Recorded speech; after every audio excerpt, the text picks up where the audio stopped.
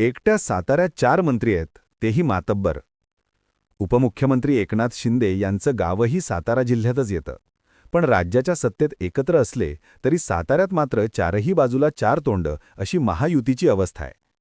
जिल्हा परिषद निवडणुकीचा निकाल लागून 10 दिवस उलटले तरी सातारचा कारभारी कोण याचा फैसला होऊ शकला नाही.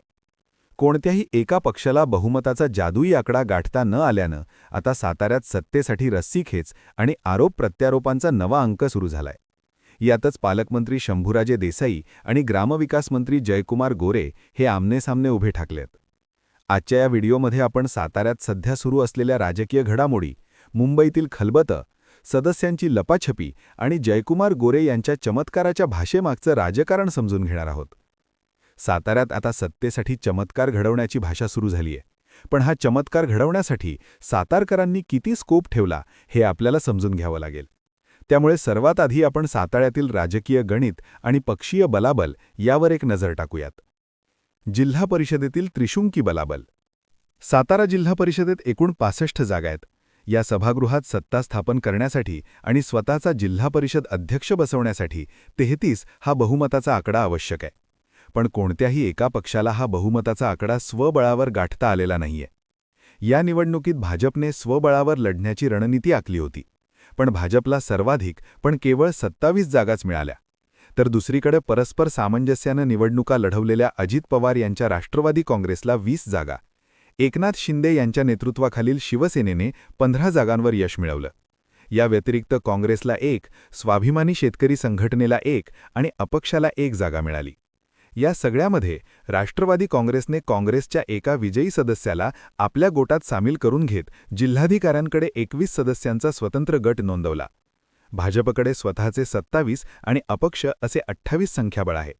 तरीही 33 हा बहुमताचा आकडा गाठण्यासाठी भाजपला अजून 5 सदस्यांची आवश्यकता आहे. नेत्यांमधील शाब्दिक युद्ध आणि उपरोध. सध्या साताऱ्यात महायुतीतील नेत्यांमध्ये शाब्दिक युद्ध रंगात आलंय. शंभूराजे देसाई यांनी जयकुमार गोरे यांच्यावर अत्यंत खोचक आणि उपरोधिक शब्दात टीका केली. माध्यमांशी बोलताना देसाई म्हणाले की मला जयकुमार गोरे यांची भीती वाटते. ते अतिशय मोठे नेते आहेत आणि ते काहीही करू शकतात. त्यांच्याबद्दल बोलणे म्हणजे पाप आहे. मी त्यांच्याविरुद्ध जास्त बोललो तर ते लगेच पालकमंत्री बदलून टाकतील. त्यांना पालकमंत्री बदलण्याचे अधिकार आहेत, पण मला ग्रामविकास मंत्री बदलण्याचे अधिकार नाहीयेत. देसाईंच्या या उपरोधिक टीकेला ग्रामविकास मंत्री जयकुमार गोरे यांनीही तितक्याच आक्रमकपणे प्रत्युत्तर दिलंय.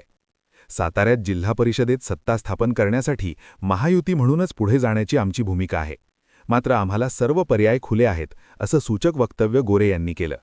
भाजप हा सर्वात मोठा पक्ष असून त्यांच्याकडे 27 आणि 1 अपक्ष असे 28 संख्याबळ आहे. त्यामुळे अध्यक्ष भाजपचाच होईल असा दावा त्यांनी केला. यासाठी मुख्यमंत्री देवेंद्र फडणवीस वरिष्ठ स्तरावर चर्चा करत आहेत. आम्ही महायुती धर्म पाळण्यास तयार आहोत, मात्र तसं न घडल्यास आम्हाला चमत्कार करायची इच्छा नाही, पण वेळ पडल्यास चमत्कार करून दाखवावा लागेल असा थेट आणि खळबळून जाणारा इशारा गोरे यांनी दिलाय. भाजपचं ऑपरेशन कमळ आणि चमत्काराची चर्चा. जयकुमार गोरे यांच्या या चमत्काराच्या भाषेमुळे साताऱ्याच्या राजकीय वर्तुळात मोठी खळबळ उडालीय. हा चमत्कार म्हणजे नेमकं काय असा प्रश्न आता विचारला जातोय. राष्ट्रवादी आणि शिंदे सेनेने भाजपला साथ दिली नाही तर भाजप सत्तेसाठी फोडाफोडीचं राजकारण करणार का अशी दाट शक्यता निर्माण झाली आहे. भाजपला बहुमतासाठी 33चा आकडा गाठायला केवळ 5च जागांची गरज आहे. त्यामुळे इतर पक्षांमधील असंतुष्ट सदस्यांना गळाला लावून भाजप स्वतःचा अध्यक्ष बसवण्यासाठी पडद्यामागे वेगानं हालचाली करत असल्याचं बोललं जातंय. भाजपची ही राजकीय रणनीती गतिमान करण्याची जबाबदारी सार्वजनिक बांधकाम मंत्री शिवरेंद्रसिंह भोसले यांच्यावर सोपवण्यात आल्याची माहिती आहे. मुंबईतील गुप्त बैठका आणि नॉट रिचेबल सदस्य. दुसरीकडे शिंदे सेना आणि राष्ट्रवादीकडे एकत्र आल्यास बहुमताचा आकडा सहजच पार होतो. मात्र त्यांनी अजूनही सत्ता स्थापनेचा कोणताही दावा केलेला नाहीये. भाजपच्या संभाव्य फोडाफोडीच्या राजकारणाला शह देण्यासाठी शिवसेना आणि राष्ट्रवादी काँग्रेसने कंबर कसली आहे. 2 दिवसांपूर्वीच मंत्री मकरंद पाटील आणि पालकमंत्री शंभूराजे देसाई यांनी मुंबईत जाऊन मुख्यमंत्री एकनाथ शिंदे आणि खासदार श्रीकांत शिंदे यांची गुप्त भेट घेतली. बैठकीत साताऱ्यातील परिस्थितीचा सविस्तर अहवाल उपमुख्यमंत्र्यांसमोर मांडण्यात आला असून शिंदेंकडून सातारा जिल्हा परिषदेवर सत्ता स्थापन करण्यासाठी हिरवा कंदील देण्यात आल्याची खात्रीशीर माहिती आहे. यातच सर्वात महत्त्वाची आणि ताजी घडामोड म्हणजे भाजपच्या संभाव्य फोडाफोडीच्या भीतीमुळे शिवसेना आणि राष्ट्रवादीच्या गोटात मोठी धाकधूक वाढलीय. याच भीतीपोटी या दोन्ही पक्षांच्या नवनिर्वाचित जिल्हा परिषद सदस्यांना अज्ञात स्थळी हलवण्यात आलंय. ते सध्या संपर्क क्षेत्राबाहेर आहेत. भाजपच्या कोणत्याही नेत्याशी त्यांचा संपर्क होऊ नये याची काळजी देखील घेतली जातीये. राष्ट्रवादीची सावध भूमिका. शिंदेसेना आणि राष्ट्रवादी आम्ही सोबत आहोत असे शंभूराजे देसाई वारंवार सांगत आहेत. पण राष्ट्रवादीचे मंत्री मकरंद पाटील अथवा खासदार नितीन पाटील या कोणीही यावर उघडपणे बोलताना दिसत नाहीये.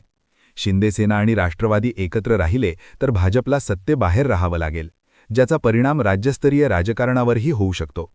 दुसरीकडे अजित पवार यांच्या अकाली जाण्यानं भाजपशी पंगा कशाला घ्यायचा, पक्षाचं नेतृत्व पाठीशी राहील का, असाही एक मतप्रवाह राष्ट्रवादी काँग्रेसमध्ये असल्याचं म्हटलं जातंय. त्यामुळे ऐनवेळी काहीही होऊ शकतं अशी सध्याची परिस्थिती आहे. राजकारणात कोणतीही गोष्ट निश्चित नसते. जसं दिसतं त्यांच्या नेमकं उलट होताना अनेकदा पाहायला मिळतं.